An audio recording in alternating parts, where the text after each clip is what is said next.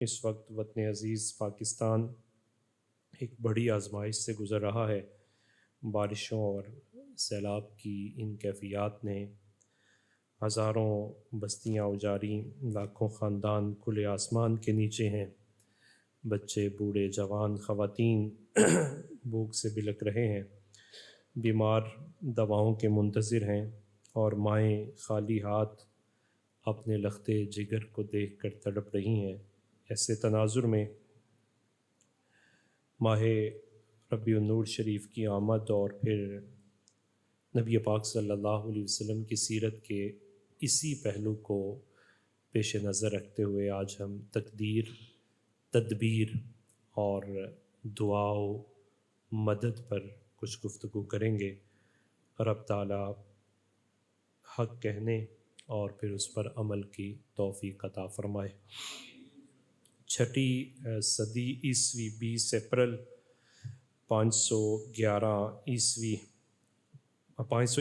عیسوی 12 ربیع الاول کو عالم انسانیت پر ایک ایسا اسپرچل ریولوشن برپا ہوا جس نے پوری تاریخ کا دارہ بدل دیا۔ وہ دن در حقیقت پوری کائنات کے لیے ڈیوائن مرسی، رحمت الہی کے ظہور کا دن تھا۔ اعلان پروردگار اس کی تصدیق کرتا ہے۔ بسم اللہ الرحمن الرحیم، وما ارسلناک الا رحمۃ للعالمین۔ رحمت عالم خود اعلان فرماتے ہیں، انا رحمت مہدات، کہ میں اللہ تعالیٰ کی طرف سے ہدیہ کی ہوئی رحمت ہوں تمہارے پاس۔ آپ کی ذات نے انسانیت کو حقیقی معنوں میں پیس، ڈگنیٹی، سالویشن اور یونیورسل مرسی کا ماڈل بن کر دنیا کے سامنے پیش فرمایا ہے۔ ربیع الاول شریف دراصل اسی عالمگیر رحمت کی یاد ہے کہ انسان کو کمپیشن پیش کرنا اپنے سرکل میں رہتے ہوئے، اور ہیومن ڈگنیٹی کے سبق نبی پاک صلی اللہ علیہ وسلم کی سیرت سے لینا، اور جو رسول اللہ صلی اللہ علیہ وسلم نے یونیورسل مرسی دکھائی ہے اس میں سے کچھ حصہ لے کر نبی پاک صلی اللہ علیہ وسلم کی ساری امت کے لیے مرسیفل ہو جانا، یہ خاص ربیع النور شریف کا پیغام ہے۔ اسی تناظر میں جو تقدیر کا پہلو ہے وہ سمجھنا بھی بہت ضروری ہے۔ نبی پاک صلی اللہ علیہ وسلم آپ اس حوالے سے جو ایمان کی کیفیات ہیں اس کو یوں ذکر فرماتے ہیں، فرمایا لو قلت لو ما اصابنا ما اصابنا ولکن قل قدر اللہ وما شاء فعل۔ یعنی اگر انسان بجائے یہ باتیں کرنے کہ اگر ایسا ہوتا تو ایسا ہوتا، ایسا ہوتا تو ویسا ہوتا، یوں کرتے تو یوں نہ ہوتا، فرمایا یہ نہ کہا کرو، بلکہ جب واقعہ رونما ہو جائے تو آئندہ کے لیے تدابیر اختیار کرتے ہوئے اللہ تعالیٰ کی تقدیر پر ایمان کا اظہار بھی کر دیا کرو۔ یعنی یہ معاملات کے ساتھ ساتھ اپنے ایمان کا اظہار کیا کرو، اور یوں کہا کرو قدر اللہ وما شاء فعل، اللہ نے مقدر کیا اور وہی ہوتا ہے جو وہ چاہتا ہے۔ اپنی تدبیر سے غافل نہیں ہونا، کلمات ماضی کی کوتاہیوں کی طرف نظر بھی کرنی ہے، لیکن سب کچھ تدابیر نہیں ہوتی، ایمان بھی ہوتا ہے۔ تو ایمان کو پیش نظر رکھتے ہوئے تدابیر کی طرف جانا اور عملی اقدامات کرنا، منصوبہ سازیاں کرنا، ان کا بھی نبی پاک صلی اللہ علیہ وسلم نے درس دیا۔ دیکھیے ہمارے آقا مولا صلی اللہ علیہ وسلم ہجرت فرماتے ہیں، تو جب ہجرت کی رات جب آپ مائیگریٹ کر رہے ہیں تو آپ نے تدبیر فرمائی ہے، راستہ بھی بدلا ہے، دشوار گزار راستہ بھی، پناہ بھی لی ہے، ساتھی بھی ساتھ لیا ہے، راستے کی جو لوکیشن ہے اس کو بھی چینج فرمایا ہے، تدابیر کو اختیار کیا ہے، اور پھر تدابیر کے ساتھ ساتھ اللہ تعالیٰ کی بارگاہ میں آپ نے دعائیں بھی فرمائی ہیں۔ جب نکلے ہیں تو سورہ یاسین شریف پڑھ رہے ہیں، پھر جب نبی پاک صلی اللہ علیہ وسلم آگے چلتے ہیں تو اللہ تعالیٰ سے اس کی حفاظت کے طالب بن کر آگے نکلتے ہیں، اور کسی بھی موقع پر دعا، تدبیر اور تقدیر پر جو ایمان ہے اس کی تعلیمات سے نبی پاک صلی اللہ علیہ وسلم کی زندگی وہ ہمیں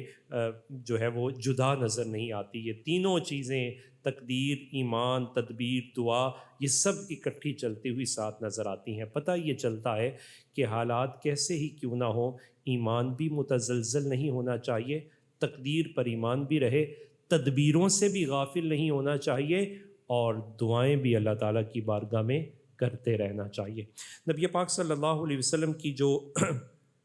کمپیشن ہے، آپ کی جو رحمت ہے، یہ چونکہ یونیورسل ہے، تو ہمیں اس سے مولد النبی صلی اللہ علیہ وسلم کی جو کمیموریشن ہے وہ ہمیں اس میں سے کیا سبق دیتی ہے، اس تناظر کی جانے کے لیے ہم امام بخاری علیہ رحمہ کی اس حدیث کی طرف چلتے ہیں جو انہوں نے اپنی صحیح میں حضرت عطا بن یسار رضی اللہ تعالیٰ عنہ سے روایت کی۔ حضرت عطا بن یسار ایک دن جناب عمر بن عاص رضی اللہ تعالیٰ عنہ کی بارگاہ میں تشریف حاضر ہوئے، اور انہیں آ کے کہنے لگے، عمر بن عاص آپ تو تورات کو بھی پڑھے اور جانتے ہیں، تورات بھی آپ نے پڑھی ہے، تو کیا ہمارے آقا و مولا صلی اللہ علیہ وسلم کا تذکرہ تورات میں موجود ہے؟ جناب عمر بن عاص رضی اللہ تعالیٰ عنہ نے کہا بالکل تورات میں موجود ہے۔ تو یہ عرض کرنے لگے پھر تورات میں سے جو نبی پاک صلی اللہ علیہ وسلم کے اوصاف ہیں آپ ان میں سے کچھ مجھے سنائیے۔ جناب عمر بن عاص رضی اللہ تعالیٰ عنہ نے وہ جو اوصاف تھے وہ پڑھے۔ امام بخاری علیہ رحمہ نے جن الفاظ کے ساتھ ذکر کیے، بخاری کے الفاظ کیا ہیں؟ فرماتے ہیں جناب عمر بن عاص،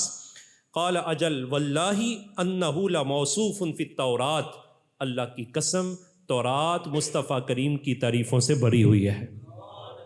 تورات میں جانے دو عالم صلی اللہ علیہ وسلم کا تذکرہ ہے، یفتح بہا اعینا عمیا و آذانا سما و قلوبا غلفا۔ تورات میں رب تعالیٰ نے جناب موسیٰ علیہ السلام کو یہ بھی فرمایا، اے موسیٰ آخر الزمان جس محبوب کو میں بھیجوں گا وہ محبوب جب تشریف لائیں گے تو میں ان کی برکت سے اندھوں کو آنکھیں دوں گا اور بہروں کو سماعت کی دولت دوں گا، اور جن کے دلوں پر غلاف چڑھ گئے ہوں گے ان کی برکت سے دلوں کے غلاف کو اتار دوں گا، ان کی کیفیات کو تبدیل کر دوں گا۔ اس روایت میں امام بخاری علیہ رحمہ نے 3 پہلوؤں کو فوکس کیا۔ فرمایا جانے دو عالم صلی اللہ علیہ وسلم کی تشریف آوری سے اندھے بینا ہوئے، بہروں نے سنا، اور دلوں کے غلاف آپ کی ایک نظر سے اتر گئے۔ اس کو سمجھنے کے لیے امام ترمذی علیہ رحمہ، نسائی اور ابن ماجہ کی اس روایت کو بھی سماعت کیجیے جو حضرت عثمان بن حنیف رضی اللہ تعالیٰ عنہ فرماتے ہیں کہ ان رجلا دریر البصر، کہ واقعتاً ہی ایسے ہوا اور ہم نے اپنی آنکھوں سے اس کا مشاہدہ کیا۔ فرماتے ایک دن جانے دو عالم صلی اللہ علیہ وسلم کی بارگاہ میں ہم حاضر تھے تو ایک شخص جس کی بینائی جا چکی تھی، دیکھنے کی سماعت کی طاقتیں جا چکی تھیں، تو وہ نبی پاک صلی اللہ علیہ وسلم کی بارگاہ میں حاضر ہو گیا۔ جب وہ رسول اللہ صلی اللہ علیہ وسلم کی بارگاہ میں حاضر ہوا تو آ کے عرض کیا کرتا ہے، ادعو اللہ ان یعافینی، اے اللہ کے رسول آپ اللہ تعالیٰ کی بارگاہ میں میرے لیے دعا فرمائیے کہ اللہ تعالیٰ مجھے بینائی کی دولت عطا فرما دے۔ یہ نبی پاک صلی اللہ علیہ وسلم کی بارگاہ میں سائل بن کر حاضر ہیں۔ رسول اللہ صلی اللہ علیہ وسلم آپ نے اسے کہا، ان شئت اخرت لک وہو خیر وان شئت دعوت، کہ اگر تو یہ چاہتا ہے تجھے اختیار یہ دیتا ہوں کہ اگر تو چاہے تو میں اس دعا کو مؤخر کر دیتا ہوں اور تیرے لیے آخرت میں بہت بڑا انعام ہوگا، اور اگر تو چاہے دعوت تو میں تیرے لیے دعا کر دیتا ہوں۔ وہ عرض کرنے لگا، ادعوہ، اے اللہ کے رسول آپ میرے لیے ابھی دعا فرمائیے۔ نبی پاک صلی اللہ علیہ وسلم نے اسے حکم دیا ان یتودع، یہ کہ وہ وضو کرے، فیحسن وضوءہ، وضو بھی پورا کامل اچھی طرح کرے، ویصلی رکعتین، اور 2 رکعتیں پڑھے، ویدعو بہذا الدعاء، اور 2 رکعتیں پڑھنے کے بعد اب اللہ تعالیٰ کی بارگاہ میں میری ذات کا وسیلہ پیش کر کے تم بھی دعا کرو اور میں بھی دعا کرتا ہوں۔ ذرا اس بات کو سمجھنے سے پہلے توسل اور شفاعت یہ قیامت تک کے لیے نبی پاک صلی اللہ علیہ وسلم کی ساری امت کے لیے عام ہے۔ قرآن مجید فرقان حمید میں جو نبی پاک صلی اللہ علیہ وسلم کی بارگاہ میں حاضری کے آداب و مقاصد کو ذکر کیا گیا تو سورہ نساء میں رب تعالیٰ فرماتا ہے وَلَوْ أَنَّهُمْ إِذْ ظَلَمُوا أَنفُسَهُمْ جَاءُوكَ، اے محبوب یہ آپ کی امت کا کوئی فرد جب بھی اپنی جانوں پر ظلم کر بیٹھے اور یہ سمجھے کہ اب اس ظلم کے حصار اور شامت اعمال سے نکلنا مشکل ہے تو آپ کی بارگاہ میں حاضر ہو جائیں،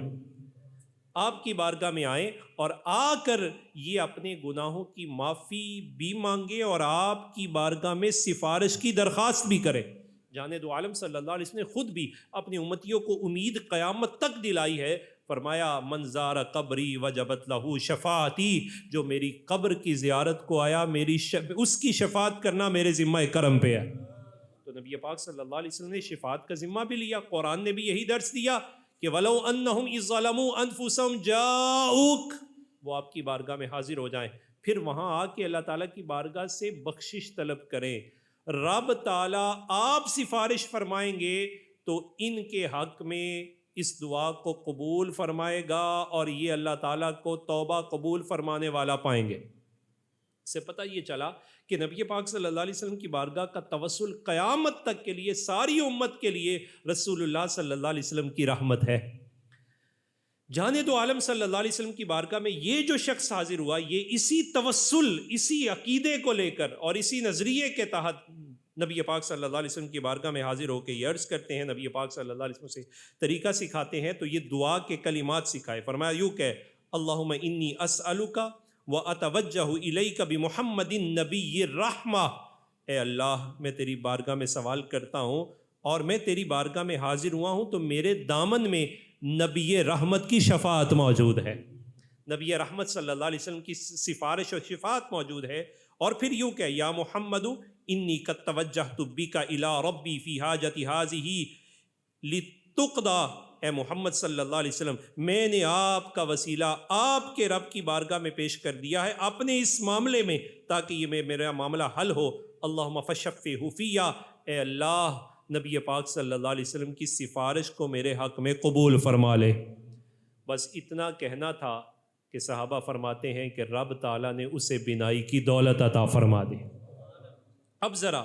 علماء نے اس پر جو بات کی وہ بہت قابل توجہ ہے، فرماتے یہ واقعہ ہمیں بتاتا ہے کہ اسلام میں جو ہیلنگ ہے، شفا جو ہے وہ صرف میڈیکل ٹریٹمنٹ سے نہیں ہوتی، مصیبتوں کا دور ہونا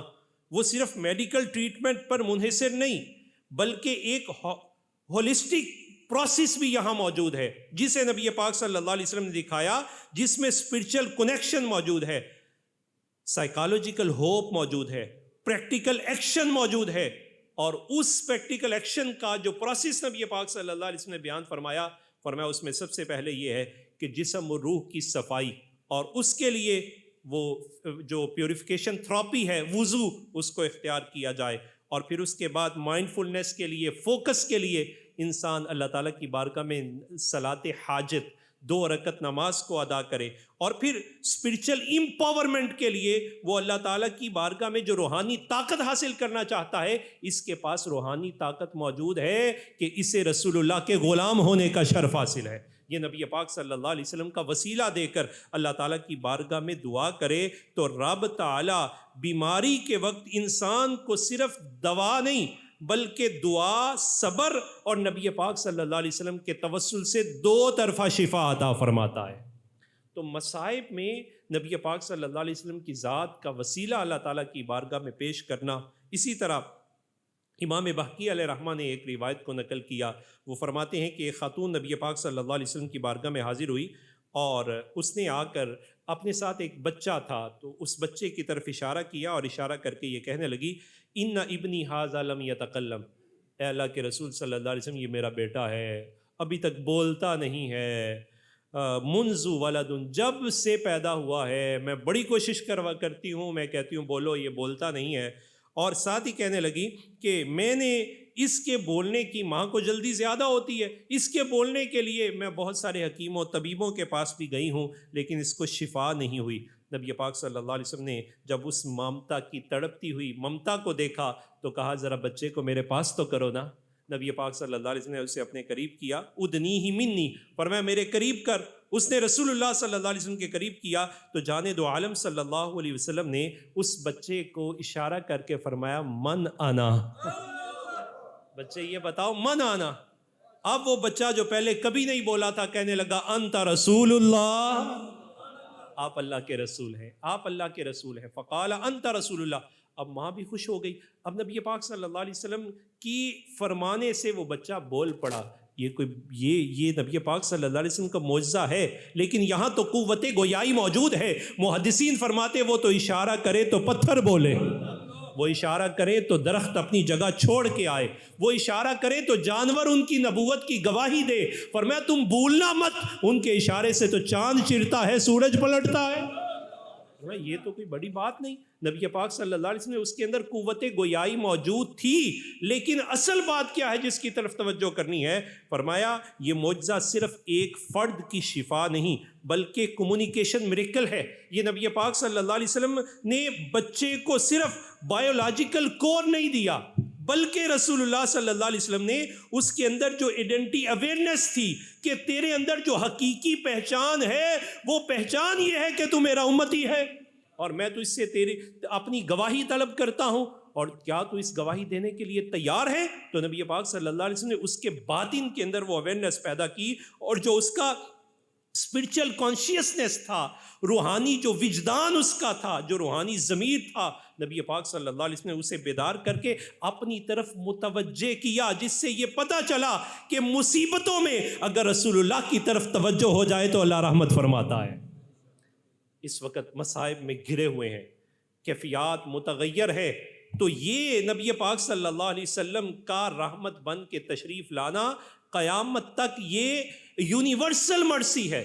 رسول اللہ صلی اللہ علیہ وسلم کسی ایک فرد کے لیے نہیں، انسانوں کے لیے نہیں، بلکہ جانوروں کے لیے اور قیامت تک کے لیے. ظاہری حیات میں بھی آپ کی طرف توجہ ہو جائے تو انسان مصیبتوں سے نکل جاتے تھے، جانور مصیبتوں سے نکل جاتے تھے. اسی امام بخاری علیہ رحمہ نے جب اس کو ذکر کیا تو اسی تناظر میں محدثین نے جانوروں کے بارے میں بھی ایک بات کی. فرماتے ہیں کہ نبی پاک صلی اللہ علیہ وسلم کے صحابی ہیں اور ان کا نام ہے یعلا بن سیابہ. یہ رسول اللہ صلی اللہ علیہ وسلم کے ساتھ سفر پر تھے اور انہوں نے خود روایت کیا. فرماتے ہیں کنتو مع النبی فی سفر لہو، کہ ایک سفر میں نبی پاک صلی اللہ علیہ وسلم کی رفاقت کا شرف پا رہا تھا تو اچانک ایک جگہ پڑاؤ کیا. جب پڑاؤ کیا تو دیکھا کہ جاء بعیر، کہ ایک اونٹ فضرب بجیرانہ الی الارض، اپنی گردن کو زمین پر گھسیٹتا ہوا نبی پاک صلی اللہ علیہ وسلم کے قریب ہو رہا ہے. تو ہم نے یہ سمجھا کہ شاید اونٹ بدک پڑا ہے یا اس سے کوئی ایسا نہ ہو کہ نبی پاک صلی اللہ علیہ وسلم کو کوئی نقصان پہنچا دے، تو ہم آگے بڑھے. تو رسول اللہ صلی اللہ علیہ وسلم فرمایا داہو، اسے چھوڑ دو، اس کا راستہ مت روکو. وہ اونٹ ثم جرجر حتی ابطل ما حولہ،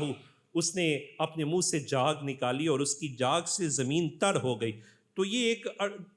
چند لمحات تک یہی صورتحال رہی. ہم بڑے حیران ہوئے کہ یہ غیر معمولی کیفیات ہیں اور نبی پاک صلی اللہ علیہ وسلم اس جانور کی طرف اتنی توجہ فرما رہے ہیں. اچانک ہم نے مصطفیٰ جان رحمت صلی اللہ علیہ وسلم کے چہرے کو دیکھا تو وہاں آثار غم موجود تھے،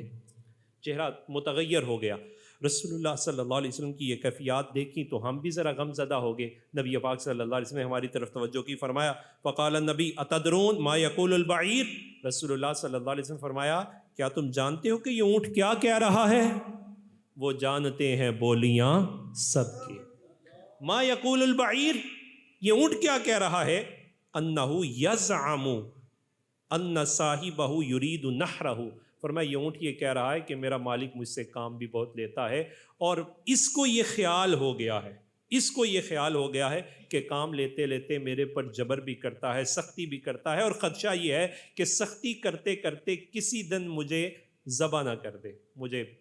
چھری نہ لگا دے. تو اس کو یہ خدشہ ظاہر ہو گیا ہے. تو مجھے دیکھا تو اس کا غم ابھر گیا اور یہ اپنا غم لے کر میری بارگاہ میں حاضر ہو گیا. فبعث الی النبی صلی اللہ علیہ وسلم، نبی پاک صلی اللہ علیہ وسلم نے فوراً صحابہ سے کہا کہ جو اس کا مالک ہے اسے بلاؤ. جب وہ حاضر ہوا فرمایا اواہبہ انت لی، کیا تو یہ ہمیں ہبہ کرتا ہے؟ فقال یا رسول اللہ صلی اللہ علیہ وسلم مالی مال احب الی منہ، ورڈز کرنے لگے حضور میرے پاس بہت مال ہے لیکن ان مالوں میں سے سب سے محبوب مجھے میرا اونٹ ہے. اسی وجہ سے رسول اللہ صلی اللہ علیہ وسلم نے فرمایا تھا کہ یہ اونٹ یہ سمجھ رہا ہے کہ شاید میرا مالک میرے بارے میں جبر کے ذریعے مجھے کہیں زیادہ نقصان نہ پہنچا دے، مجھے جبر کا نشانہ نہ بنا دے۔ تو مالک کہنے لگا حضور میں تو اس کو بہت پیار کرتا ہوں۔ نبی پاک صلی اللہ علیہ وسلم نے فرمایا اگر پیار کرتے ہو تو استوصی بہ معروفا، پیار دکھایا بھی تو کرو نا، حسن سلوک کیا کرو اس جانور کے ساتھ۔ فقال لا اکرم مالا لی کرامتہ یا رسول اللہ صلی اللہ علیہ وسلم، عرض کرنے لگا حضور اگر آپ اجازت دیں تو میں اسے اپنے پاس رکھ لوں؟ فرمایا رکھ لو، لیکن اس کے ساتھ اس نے سلوک کرنا۔ کہنے لگا میں ضرور رکھوں گا، اس نے سلوک بھی کروں گا، اور اب تو اس وجہ سے کروں گا کہ اس جانور کو آپ کی نگاہ نے قبول فرما لیا ہے۔ تو نبی پاک صلی اللہ علیہ وسلم آپ کی جو مرسی ہے اس کی کیفیات دیکھیں کہ اس سے جانور اور انسان صرف آپ کی حیات ظاہری تک نہیں بلکہ قیامت تک نبی پاک صلی اللہ علیہ وسلم کی طرف جب بھی چیزیں متوجہ ہوتی ہیں تو رسول اللہ صلی اللہ علیہ وسلم کی رحمتوں کا حصار اللہ تعالیٰ ضرور عطا فرماتا ہے۔ یہ ماہ ربیع النور شریف ہے، آج انسان مختلف ڈسیبلٹیز کے اندر اور مینٹل ہیلتھ ایشوز کے اندر، اور اسپیشلی یہ جو کرائسس ہیں جو ہم سیلاب کے مسائل آ گئے ان میں مبتلا ہیں، تو ہمیں سب سے پہلے تقدیر پر ایمان اور اس کے بعد رسول اللہ صلی اللہ علیہ وسلم کے ماہ مبارک کی کومیموریشن کا سب سے اہم ترین سبق یہ ہے کہ ہمیں رسول اللہ صلی اللہ علیہ وسلم کی ذات والا ببرکات کی طرف متوجہ ہونا چاہیے۔ اب اس توجہ میں جو ہماری ذمہ داری بنتی ہے وہ کیا ہے؟ حضرت جریر بن عبداللہ رضی اللہ تعالیٰ عنہ اس کے راوی ہیں، آپ فرماتے ہیں کنا عند رسول اللہ صلی اللہ علیہ وسلم فی صدر النہار فجاء قوم عراتا حفاتا متقلد السیوف عامتهم من مضر، کہ ہم دن کے ابتدائی حصے میں نبی پاک صلی اللہ علیہ وسلم کی صحبت کا شرف پا رہے تھے کہ کچھ لوگ آئے تو ان کے جسم پر بظاہراً ڈھانپنے کے لیے کپڑے بھی موجود نہیں تھے اور پاؤں بھی برہنہ تھے، تلواریں ان کے پاس موجود تھی، اور یہ قبیلہ مدر کے لوگ تھے۔ تو بل کلہم من مدر فتغیر وجہ رسول اللہ صلی اللہ علیہ وسلم، نبی پاک صلی اللہ علیہ وسلم نے اپنے امتیوں کی یہ فاقہ کشی دیکھی تو حضور پریشان ہو گئے،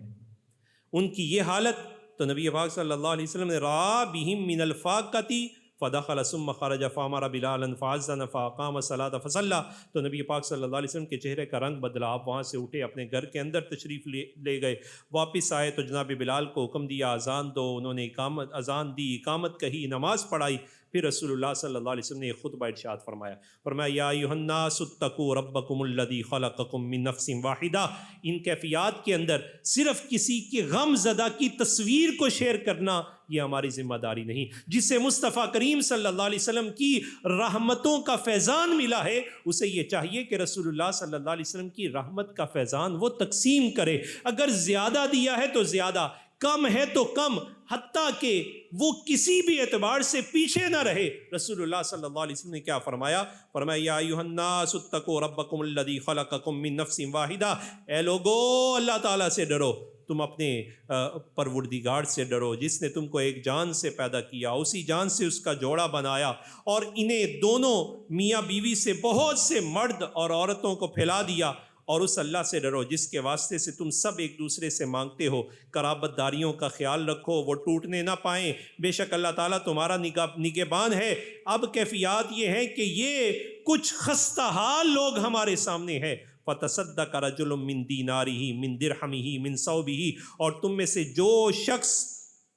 یہ دھیان رکھے، یہ دیکھے کہ اس کے سامنے کوئی ایسا مرد آ گیا ہے کہ جس مرد کی کیفیات متغیر ہیں، وہ ضرورت مند ہے اور حقیقت میں ضرورت مند ہے، فرمایا آدمی کو چاہیے کہ اپنے دینار میں سے، اپنے درہم میں سے، اپنے کپڑے میں سے، اپنے گئیوں کے سا میں سے، اپنے کھجور کے سا میں سے صدقہ کرے، یہاں تک کہ رسول اللہ صلی اللہ علیہ وسلم نے فرمایا اگر کھجور کا ایک ٹکڑا ہی دے سکتا ہے تو پھر بھی پیچھے نہ رہے۔ چنانچہ انصار کا ایک شخص وہ وہاں سے اٹھے اور وہ اپنے گھر گئے اور جا کے ایک تھیلی لے کے آئے، اور وہ تھیلی اتنی وزنی تھی کہ ان سے سنبھل نہیں رہی تھی۔ بس ان کا اٹھنا تھا، نیکی میں پہل کی تو باقی لوگ بھی پیچھے گئے اور اپنے ان پسماندہ حال بھائیوں کی مدد کے لیے میدان میں آئے۔ جب وہ مسلسل آگے بڑھ رہے تھے تو صحابہ فرماتے ہیں ہم رسول اللہ صلی اللہ علیہ وسلم کے چہرے کو دیکھ رہے تھے، جہاں غم کے آثار تھے جان دو عالم صلی اللہ علیہ وسلم کا چہرہ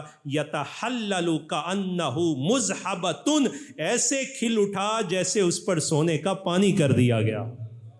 اب محدثین کیا فرماتے ہیں نبی پاک صلی اللہ علیہ وسلم کی امت جب مصیبت میں ہوتی ہے تو رسول اللہ بھی پریشان ہو جاتے ہیں، لیکن وہ پریشان امت کی مداوا جب رسول اللہ صلی اللہ علیہ وسلم کی خوشحال امت کرتی ہے تو حضور خوش ہو جاتے ہیں۔ اگر میں اور آپ آج نبی پاک صلی اللہ علیہ وسلم کے ماہ میلاد کے اس ماہ میلاد میں مبارک اور بابرکت مہینے میں حضور اکرم صلی اللہ علیہ وسلم کی توجہ چاہتے ہیں، حضور کو خوش کرنا چاہتے ہیں، تو اس خوش کرنے کا ایک ذریعہ یہ ہے کہ اپنے مصیبت زدہ بھائیوں کی مدد میں میدان عمل میں آنا چاہیے۔ کسی بھی اعتبار سے مدد کر سکتے ہیں، اس اعتبار سے مدد کرنے کے لیے میدان میں نکلنا چاہیے، یہاں تک کہ اگر بظاہراً ہمارے پاس مدد کرنے کو کچھ نہیں تو ایک طریقہ رسول اللہ صلی اللہ علیہ وسلم نے یہ بھی سکھایا کہ خوشحال لوگوں کو چاہیے کہ وہ اپنے ایسے پسماندہ لوگوں کے لیے اللہ تعالیٰ کی بارگاہ میں دعائیں کریں۔ رسول اللہ صلی اللہ علیہ وسلم کی دعاؤں میں سے یہ دعا بھی اللہم انا نعوذ بک من جہد البلاء، اے اللہ مصیبت کی مشقت سے تیری پناہ۔ یہ دعا اللہم حوالینا ولا علینا، یا اللہ ہمیں اب ضرورت نہیں، ہمیں ہمارے ارد گرد اس کو پھیر دے۔ اللہم علی الاکام، اللہم علی الضراب، اللہم علی بطون الوادیہ، اللہم علی منابت الشجرہ، یا اللہ جہاں ضرورت ہے وہ درخت جنہیں چاہیے، وہ زمین جسے پانی چاہیے، وہ پہاڑ جسے چاہیے، وہ وادیاں، یا اللہ ادھر بھیج دے۔ ہم عاجز ہیں اے اللہ تیری بارگاہ میں درخواست کرتے ہیں، ہم بھرپور ہو گئے، ہم کمزور ہو گئے، ناتواں ہو گئے، اسے ہماری طرف سے موڑ دے۔ پھر استغفار کو لازم کرنا، نبی پاک صلی اللہ علیہ وسلم کی امت جب تک استغفار پہ رہتی ہے تو اللہ تعالیٰ اپنی معافی کے دروازوں اور اپنی رحمتوں کا حصار انہیں ضرور عطا فرماتا ہے۔ اس وقت وطن عزیز پاکستان جن کیفیات سے دوچار ہے، یہ جہاں ہمارے لیے عبرت ہیں، وہاں تقدیر پر ایمان، اللہ تعالیٰ کی طرف رجوع اور خصوصی طور پہ اپنے ان بھائیوں کی مدد کے لیے میدان عمل میں نکلنے کا ہر فرض سے تقاضا کرتی ہے۔ اور اس ماہ ربیع النور میں سب سے بڑا تحفہ بھی یہی ہوگا کہ رسول اللہ صلی اللہ علیہ وسلم کی امت کی مدد عمل کے ذریعے کی جائے، مال کے ذریعے کی جائے، کسی بھی اعتبار سے ان کے ساتھ تعاون کے ذریعے کی جائے، اور سب سے بڑھ کر ان کے لیے اللہ تعالیٰ کی بارگاہ میں دعائیں اور اپنے لیے دعائیں۔ اللہ تعالیٰ مجھے اور آپ کو کسی آزمائش سے محفوظ فرمائے، اور جو ہمارے بھائی آزمائشوں میں گرے ہوئے ہیں جان دو عالم صلی اللہ علیہ وسلم کی وجہ منیر کے طفیل اللہ تعالیٰ ساری مصیبتوں کو دور فرمائے۔ وما علینا